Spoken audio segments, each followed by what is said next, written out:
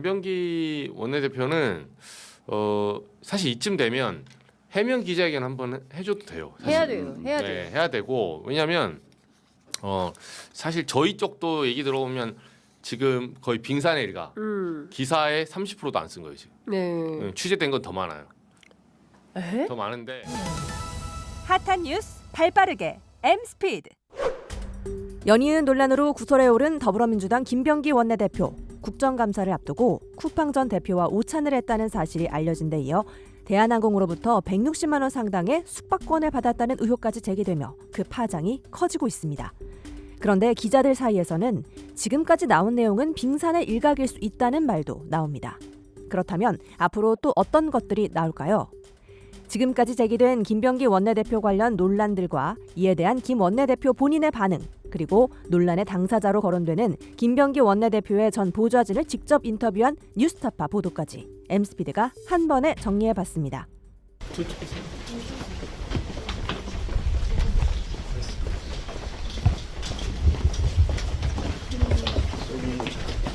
우리 곧 해명할게요.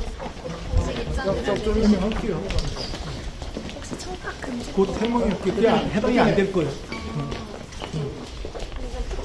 할 얘기 했으니까 따로 그게 해당이 안 될 거예요.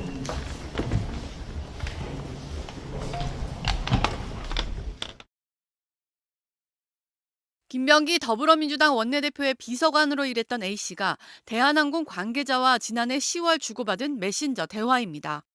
김 의원이 대한항공의 한 전무로부터 계열사 호텔 투숙권을 받은 것 같다며 제주 서귀포의 호텔 스위트룸 예약을 문의하는 내용입니다. A씨는 2인 조식이 포함된 로얄 스위트룸 1박 또는 코너 스위트룸 2박을 이용할 수 있는 초대권 사진 2장도 전달했습니다. 대한항공 관계자의 응답을 거쳐 김병기 외 1인의 지난해 11월 22일부터 2박 3일간 로얄 스위트 객실 예약이 확정됐습니다. 이후 A씨는 자녀분도 침실에서 투숙을 원하시면 추가 침대 배치가 가능하다는 대한항공 관계자의 요청을 수락했고 아드님 조식에 대한 질문에는 돈 더 내고 드신다 한다고 답했습니다. 로얄 스위트의 1박 숙박비는 호텔 공식 사이트에 72만 5천 원부터로 기재돼 있습니다.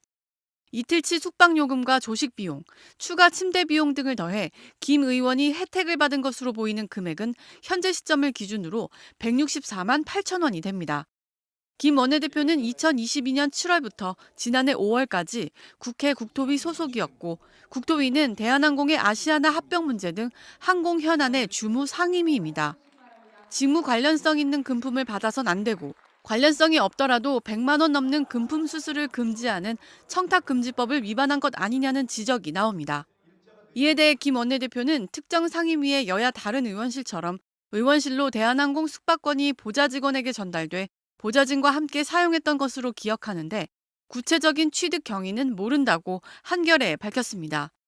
김 원내대표 측과 특정 항공사의 청탁 관련 문자가 공개되면서 대통령실 인사청탁 파문을 일으킨 문진석 원내 운영수석 부대표를 유임시킨 김 원내대표의 결정도 다시 도마 위에 올랐습니다.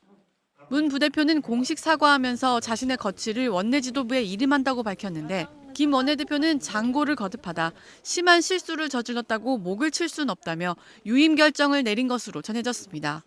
하지만 오히려 청탁 문자를 받은 김남국 대통령실 비서관은 사의를 밝혔고 이재명 대통령은 곧바로 수리했습니다.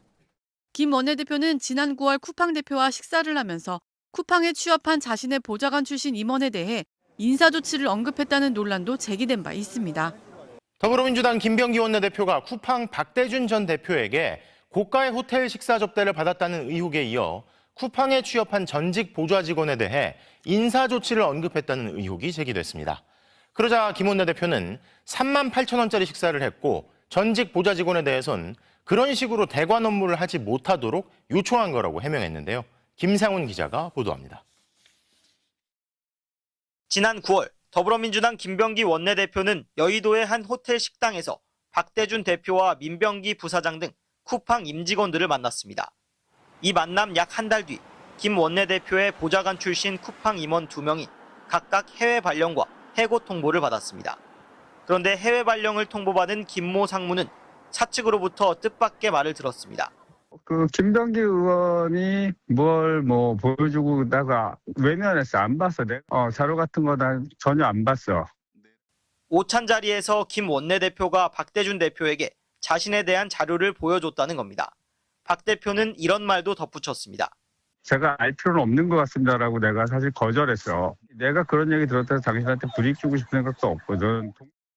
김 원내대표가 인사상 불이익을 요구한 걸로 해석되는 대목입니다. 이에 대해 김병기 원내대표는 쿠팡 대표에게 국회를 상대로 지나치게 대관 업무를 하는 것에 주의를 줬다며 전직 보좌 직원이 제 이름을 팔고 다닌다는 이야기가 있어 그런 방식으로 대관 업무를 하지 못하도록 해달라고 요청했다고 해명했습니다. 하지만 결국 퇴사하게 된 김모 상무는 MBC에 김 의원이 자신의 비위에 대한 언론 기사의 제보자로 나를 의심하고 있다면서 악감정을 품고 쿠팡에 영향력을 행사한 것 같다고 말했습니다. 이외에도 쿠팡이 낸 걸로 알려진 식사비 70만 원도 청문회에서 논란이 됐습니다. 국민의힘은 누가 밥값을 냈는지 또 어떤 대화가 오갔는지 밝히기 위해 김 원내대표를 증인으로 부르자고 주장했고 피감기관 대표를 만나서 인사 청탁 내용이 있다는데 이걸 확인 안 하고 넘어갈 겁니까? 저는 김병기 의원님이 우리 증인으로 나오시는 게 맞다고 생각하고 민주당은 청문회와 별개 사안이라면서도 확인의 필요성은 인정했습니다. 제가 의원실에서 나온 건 작년 12월 달이고 쿠팡 취업이 확정된 거는 5월입니다. 6개월의 기간 동안 저와 김병기 의원의 사이가 어땠는지 면직된 보좌진들의 사이가 어땠는지는 모든 의원실에 소문이 파다했어요. 그래서 제가 이력서나 자기소개서에 김병기 이름 단 한 줄도 적어놓지 않았고요. 살고 싶지도 않고 팔아주지도 않아요. 그리고 무슨 원대실 누구를 만나려고 그랬다 뭐 이런 말도 들리던데 저는 그 근처에도 가고 싶지 않습니다. 그리고 그 측근한테도 연락이 온 적이 있어요. 쿠팡 간 거 절대 김병기가 알게 해서는 안 된다. 분명히 해코지 할 거다. 근데 제가 먹고 살아야 되는 사람이고 처자식이 있는 사람인데 미쳤다고 김병기 이름 팔고 다니겠습니까?